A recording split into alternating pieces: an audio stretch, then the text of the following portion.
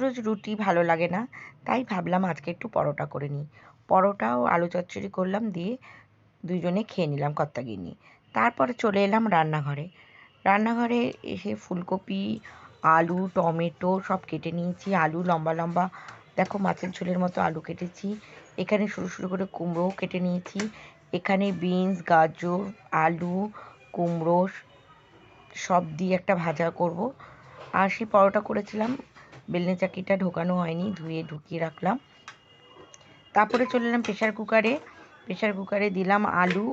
এই আলুগুলো একটুখানি ভাপিয়ে নেবো। আজকে না ভেবেছি অমলেট করে ঝোল করব। সেই জন্য আলুটাকে একটুখানি মাছের ঝোলের মতো কেটেছি, কেটে এটাকে একটু ভাপিয়ে নিলাম, যে তাড়াতাড়ি হয়ে যাবে। এইদিকে বিনস, গাজর, ক্যাপসিকাম দিয়ে একটা ভাজাটা বসিয়ে দিলাম ছোট কড়াইতে। ভাবলাম হয়ে যাবে, কিন্তু বেশি হয়ে গেছে। ভাজতে একটু কষ্ট হচ্ছে, কিছু করার নেই, ভাজতে যখন লেগে গেছি লেগে নিই। এখানে অমলেট করছি ছেলের জন্য, পেঁয়াজ ছাড়া। আমাদেরগুলো হয়ে গেছে। তো এটা বড় কড়াইটা সে ছেলে কিনে দিয়েছিল, সেটাতে একসাথে না খুব সুন্দর এটা হয়ে যায় তাড়াতাড়ি। আজকে ভাবলাম এই কড়াইটাতেই করি, একসাথেই বসিয়ে দিলাম। আমাদেরগুলো কেটে রেখে দিয়েছি, আর ওর জন্য আলাদা করে রাখলাম। আর খুব কম ঝামেলায় রান্না করব। পেঁয়াজ একদম গ্রেট করে কেটে নিয়েছি এটাতে, এই স্মার্ট চপার দিয়ে। তারপর একটুখানি নাড়িয়ে চাড়িয়ে বেশ ভাজা ভাজা হয়েছে। একটু রসুনও পাইনি আজকে, একটু আদা বাটা ছিল, ওইটাই দিয়ে দিয়েছি। মাঝে মাঝে না একটু ফাঁকিবাজি রান্না করতে ভালো লাগে। ভালোই হয়েছিল কিন্তু খেতে। একটু আদা, জিরে আর ধনে দিয়ে রান্নাটা করলাম। আর এখানে করেছি টমেটোর টক। টমেটোটাকে একটু প্রেশার কুকারে সিটি মেরে নিয়েছি, যেরকম ডাল মারি, আর শুকনো লঙ্কা আর শস্য ফোড়ন দিয়ে এটাকে ফোড়ন দিয়ে রান্না করে অমলেট করে ঝোল, ভীষণই ভালো লাগে টকটা খেতে। এখানে মোরলা মাছও ভেজে দেওয়া যায়। আর এই দেখো ভাজাটাও হয়ে গেছে। 2 সপ্তাহ আগে দেখতে থাকো ভিডিওটা, মনে হচ্ছে আর ভালোই এটা লাগবে হচ্ছে ওর তোমাদের। জন্য, আর ছেলের জন্য পেঁয়াজ ছাড়া টমেটো অমলেট করা, টমেটোর অমলেট। অমলেট করা ঝোলে দিয়েছিলাম, তুলে রেখেছি মিশে যায় যদি, সেই জন্য। তাহলে এবার খাবো ভাত। চলো ভাত খাবো। ফুলকপি দিয়ে টমেটো সসটা করেছে, ওটা শুধু আমি দেখেছি। হ্যাঁ রিজু, ফালতু কথা একদম আমার সাথে বলিস না। টমেটো সস ওই খাইয়ে খাইয়ে তো এত বছর বড় করেছি, আবার ঢং।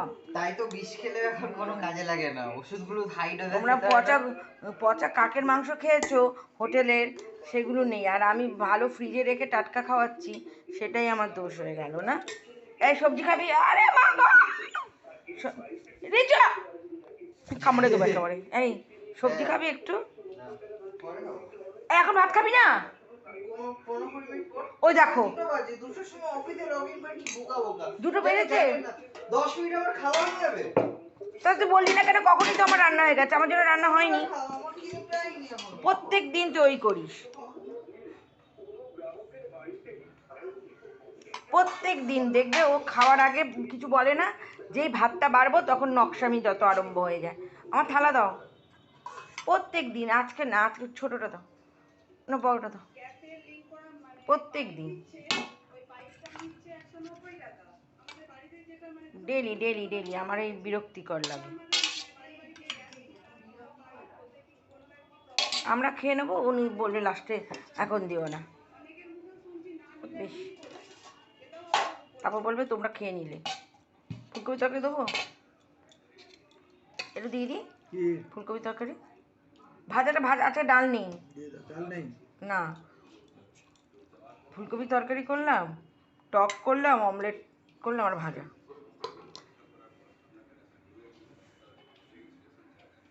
আবার কি রান্না করবো না করে কতগুলো রান্না করে খাইয়ে দিচ্ছি দেখো, তাই না? চলো এবার আমরা খেয়ে নিই। খেয়ে দিয়ে কী করবো? দুপুরবেলায় আমি ঘুমাবো। ঘুম আমার খুব দরকার শরীরের পক্ষে, সেই জন্য দুপুরবেলা খেয়ে দিয়ে একটু ঘুমাই। খেতে খেতেই তোমাদের ভিডিওটা আমি শেষ করে দেবো। আজকে আমি আর সামনে এলাম না বন্ধুরা, আজকে খুব একটা মনটা ভালো নেই, তাও আমি ভিডিও করলাম। ভাবলাম ভিডিও করি, বাড়িতে রয়েছি যখন ভিডিও একটু করি। মাঝে মাঝে ব্লগ ভিডিও করতে ভালো লাগে, সেই জন্য তোমাদের সঙ্গে একটু শেয়ার করলাম। আর যারা যারা আমার ভিডিও দেখছো, এতক্ষণ ধরে দেখেছো, তাদেরকে অনেক ভালোবাসা, ধন্যবাদ। আর পলির হেসেল যে পেজ আছে সেটাও তোমরা ফেসবুকে ফলো করতে পারো, তাহলে দেখতে পাবে আমার অনেক ভিডিও ওখানে আছে। এখানে ফুলকপির তরকারিটা কিন্তু খুব দারুণ হয়েছিল। ছেলে যতই বলুক এটা আগের মশলা দিয়ে, কিন্তু